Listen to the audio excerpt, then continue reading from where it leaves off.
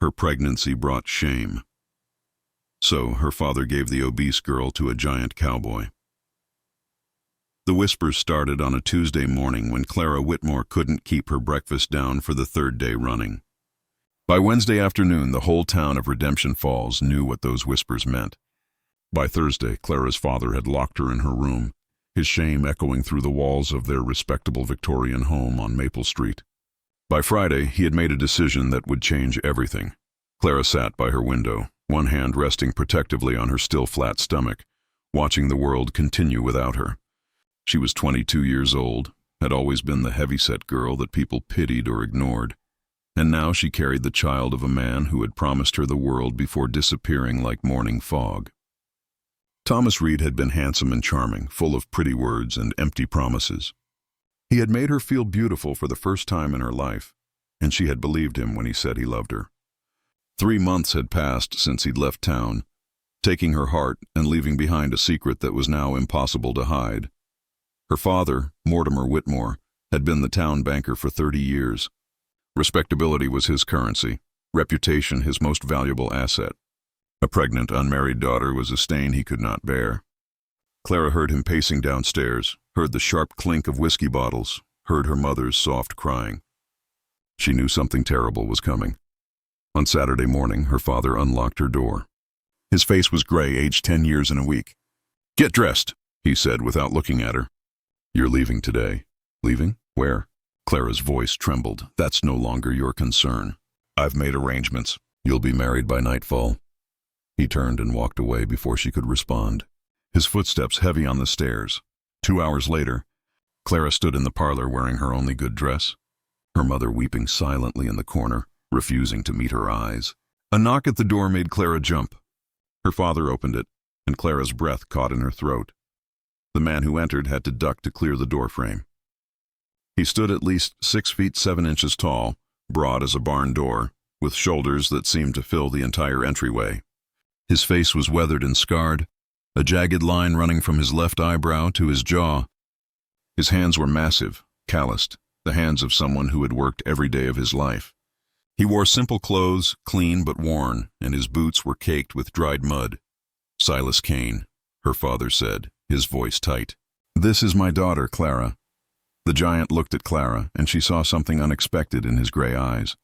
Not hunger, not cruelty, but a deep, profound sadness that mirrored her own.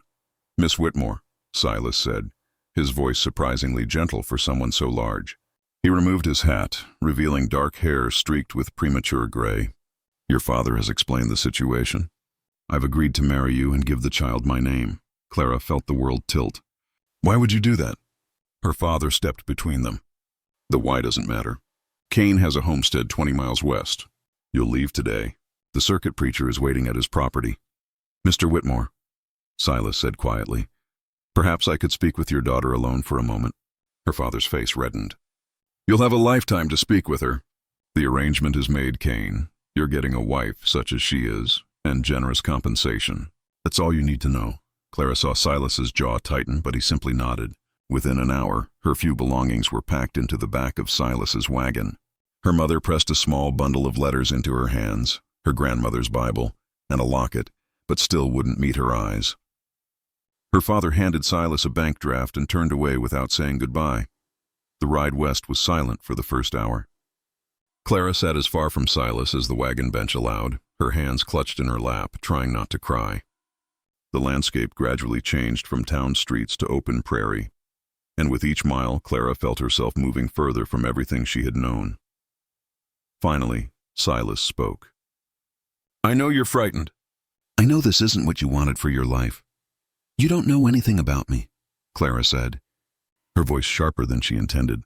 "No, I don't. But I know something about being judged for things beyond your control. I know something about people looking at you like you're less than human." He glanced at her, then back at the road. "Your father told me about the baby. Told me the father abandoned you. That's not your shame to carry, Miss Whitmore." "That's his." Clara felt tears spill over. "Why did you agree to this? What do you get out of marrying someone like me?" Silas was quiet for a long moment. "Someone like you? Someone who's been hurt and scared and cast aside? Or someone your father described as unmarriageable because of her size?" He shook his head. I agreed because I have a homestead that's lonely as hell.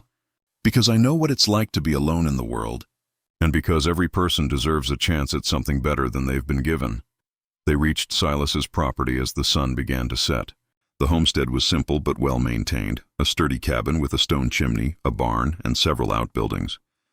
The circuit preacher was waiting, an elderly man with kind eyes who asked no questions. The ceremony took 5 minutes.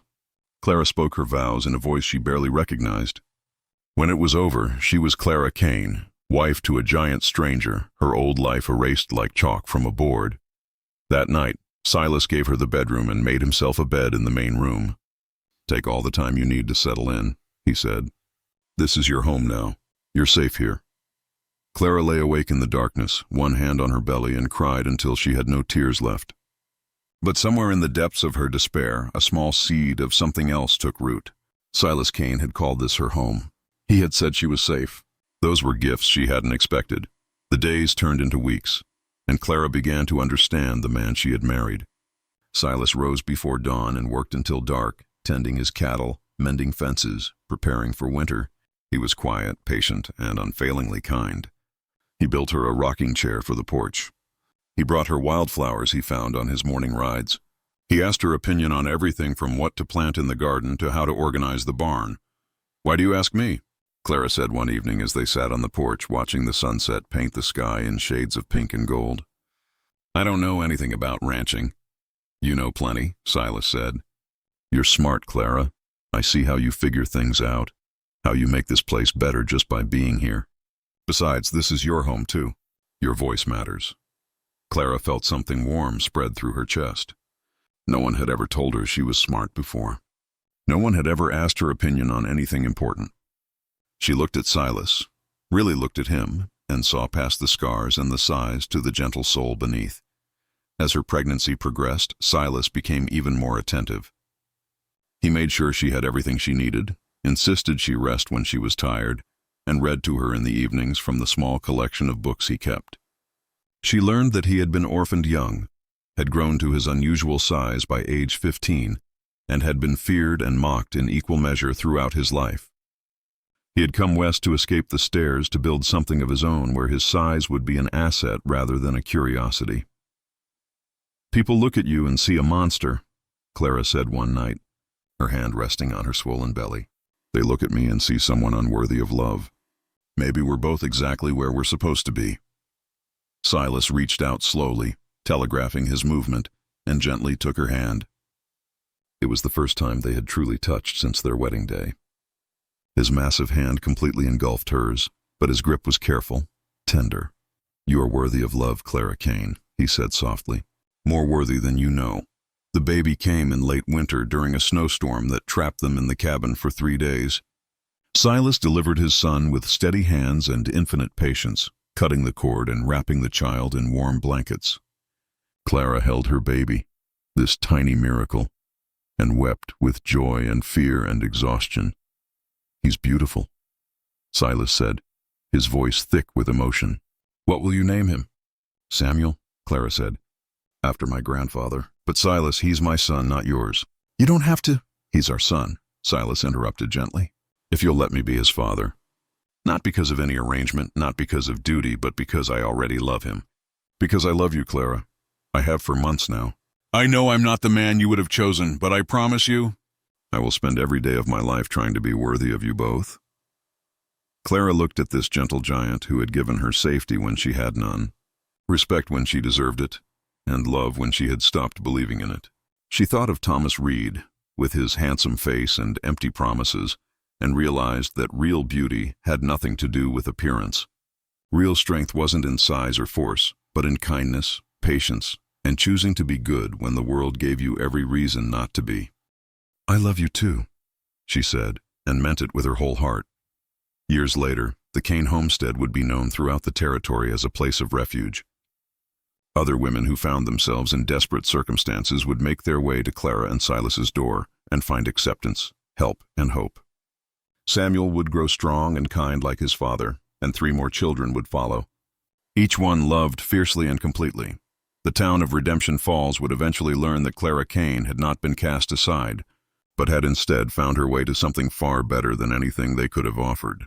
And Silas Kane, the giant that people had feared and mocked, would be remembered as the finest man in the territory, proof that character is measured not in inches, but in integrity, not in appearance, but in actions.